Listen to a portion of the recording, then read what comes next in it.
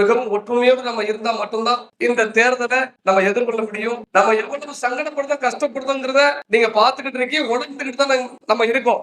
அப்ப நம்ம எம்எல்ஏ இந்த தொகுதியில் ஆக முடியாது. ஏன்னா இது ரிசர்வ் தொகுதி. இதை பொது தொகுதியா மாத்ததுக்கு அடுத்த வருஷம் கண்டிப்பான முயற்சியில அடுத்த தேர்தல்ல சங்கரன்கோவில் பொது தொகுதியா மாத்ததுக்கு நம்ம எல்லா மக்களுடைய அனைத்து மக்களுடைய ஆதரவு கிடையாது.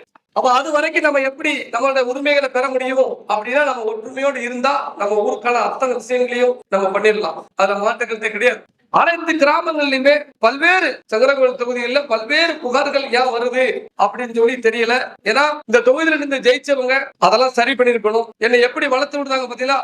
எல்லா ஊர்லயும் நல்லதை செஞ்சு நீங்க நல்லா இருந்தீங்கன்னு வைங்களேன், நீங்க நல்லா இருந்தீங்கன்னா நான் வந்திருக்க மாட்டேன். ஆனா எல்லா இடத்துலயும் இப்படி ஒரு சில தவறுகளை கவர்மெண்ட் பண்ணும் பொழுது என் சமூக மக்களுக்காண்டி நான் உள்ள வர்றேன். என்னோட சமூக மக்கள் சரியில்லையே